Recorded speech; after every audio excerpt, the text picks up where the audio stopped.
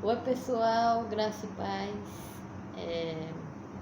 Hoje nós vamos para a aula 3 da nossa revista. Eu espero que vocês tenham dado uma lida na revista antes, para que a gente possa entender melhor, né, juntos. E vamos começar com a oração. Deus Pai, Deus querido, Deus de eterno amor, obrigada, Senhor, mais uma vez, Pai, por estarmos aqui para aprender mais de Ti. Nos ensina, Senhor, nos dá sabedoria, entendimento, para compreendermos o que o Senhor tem a nos falar, para que possamos ser filhos melhores, Senhor, melhores servos, melhores cristãos, Senhor.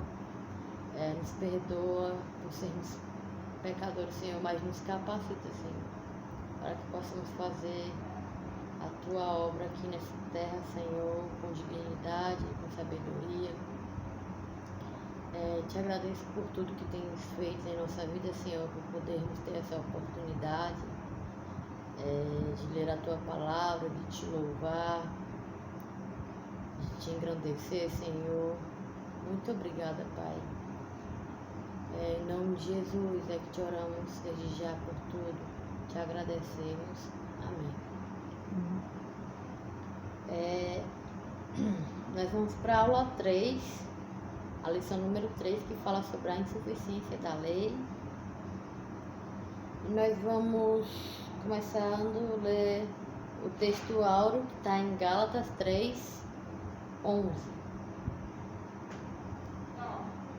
E é evidente que pela lei ninguém é justificado diante de Deus, porque o justo viverá pela fé.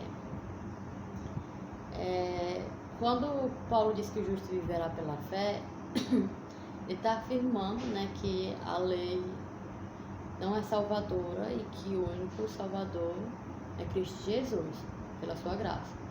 Eu fiz uma observação aqui, como está escrito em Efésios 2:8-9. A revista não mostra isso, como todo mundo sabe esse versículo. Pela graça sois salvos mediante a fé, e isso não vem de vós, é dom de Deus. Não de obras para que não se glorie. Paulo confronta os gálatas que continuavam se enchendo de doutrinas falsas, os quais alegavam que para ter a salvação eles precisavam seguir as leis dos judeus, as leis dos 10 mandamentos. Por isso que ele enche de pergunta retórica entre os versículos 1 e o versículo 5.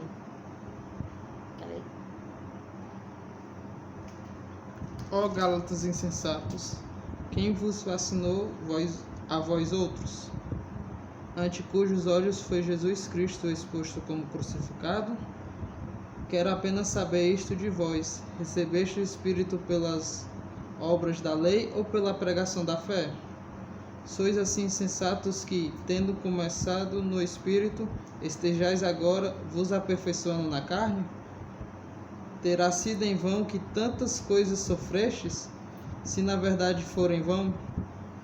Aquele, pois, que vos concede o Espírito e que opera milagres entre vós, porventura o faz pelas obras da lei ou pela pregação da fé?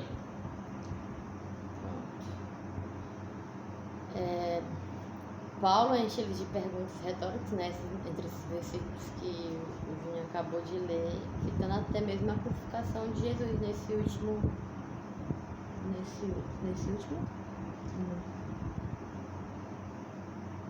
No primeiro versículo.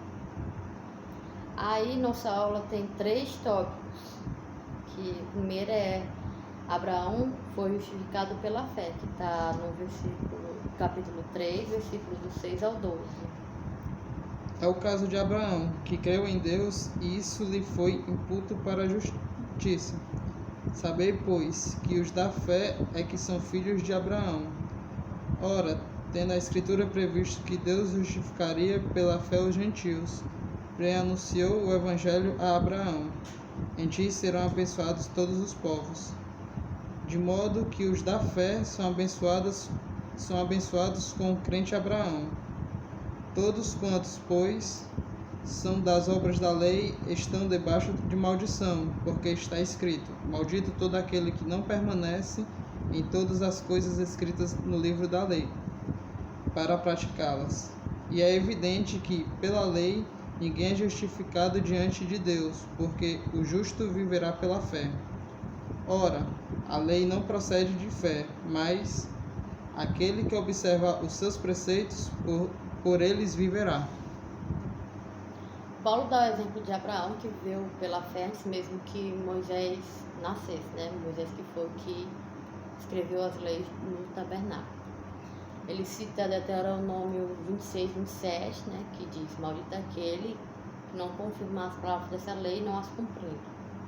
A lei, no caso que está falando, são os mandamentos que Moisés escreveu, que é não roubar, não matar, amar a Deus sobre todas as coisas, amar ao próximo. Só que ninguém, nós humanos, não podemos cumprir essas leis, porque somos pecadores, somente Cristo Jesus que é perfeito.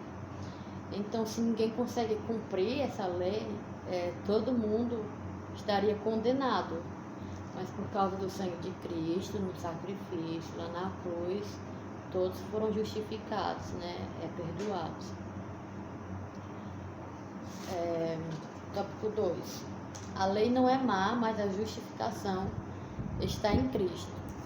Gálatas 3, do 13 ao 17. Cristo nos resgatou da maldição da lei, fazendo Ele próprio maldição em nosso lugar.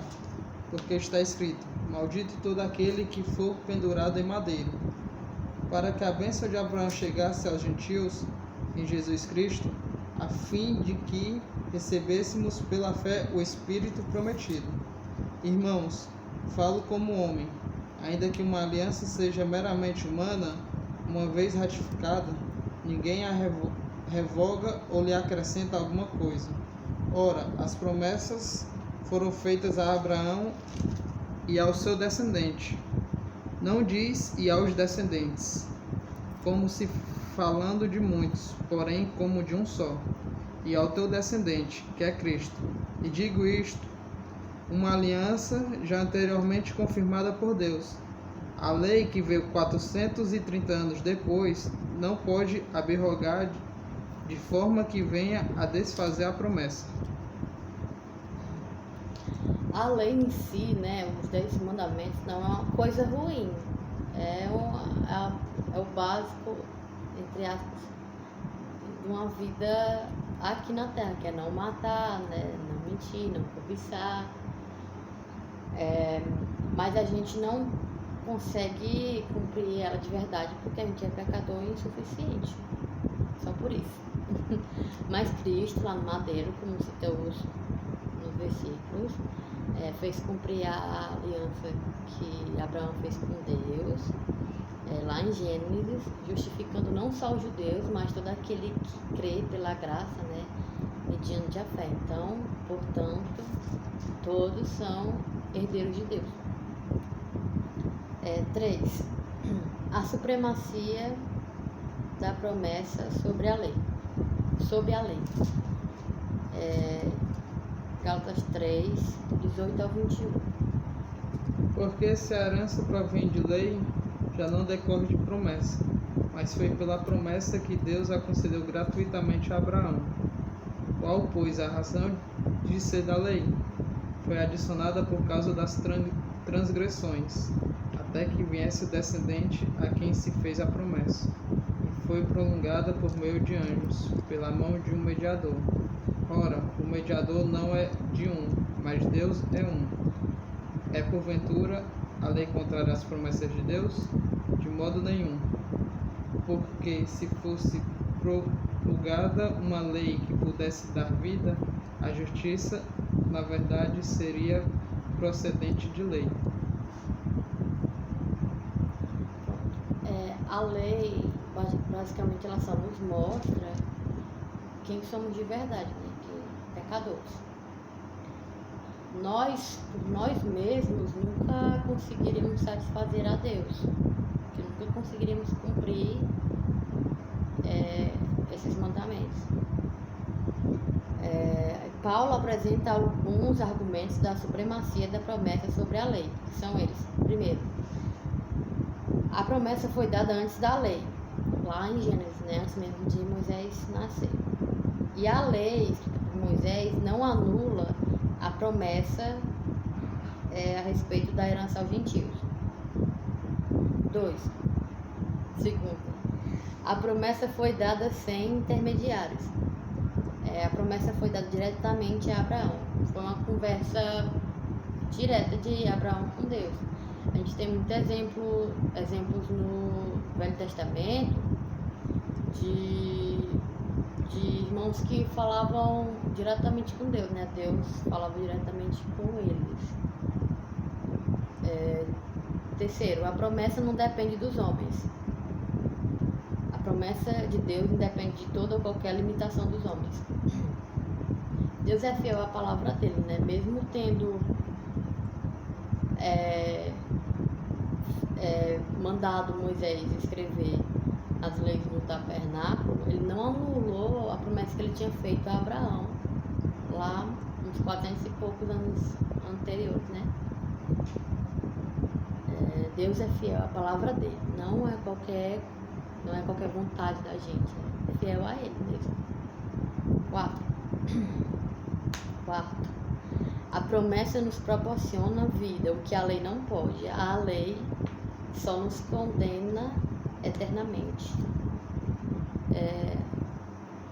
Como a gente viu, né, se fosse depender da lei, estaríamos todos condenados.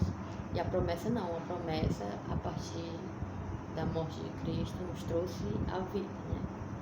Quinto, a promessa foi concedida pela graça. Deus nos concedeu, por sua graça, sua misericórdia, seu amor, esse perdão.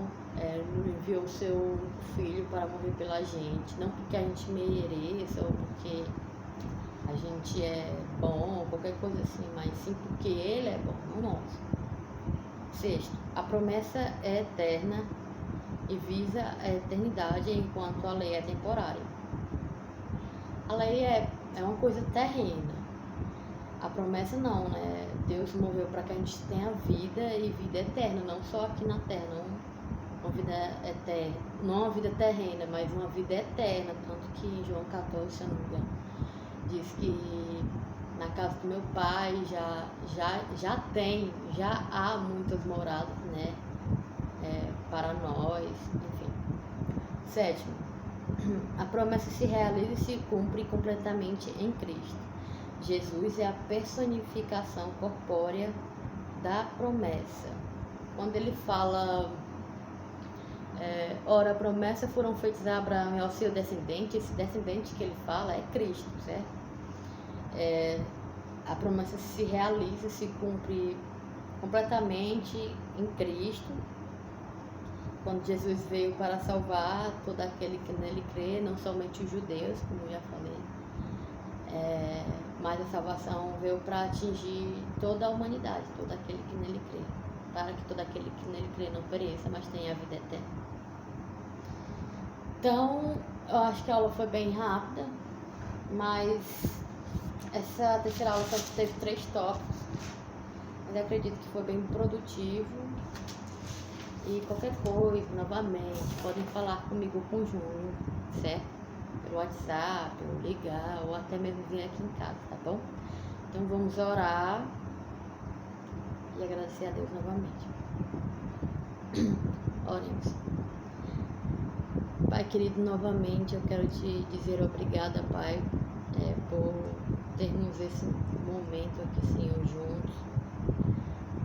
Por podermos aprender mais de Ti, Senhor, poder ler a Tua palavra, Pai. Toque em nossos corações, Senhor, nos faz ter a Tua palavra como regra de vida, Senhor, e de prática. Que nós possamos entender, Senhor, que o Senhor é o único suficiente Salvador das nossas vidas. E que viver para Ti, Senhor, já é o bastante, Senhor. O bastante e suficiente, Pai. Obrigado, Deus, mais uma vez, e nos abençoa, nos capacita, abençoa aqueles que estão em casa nesse momento, Senhor.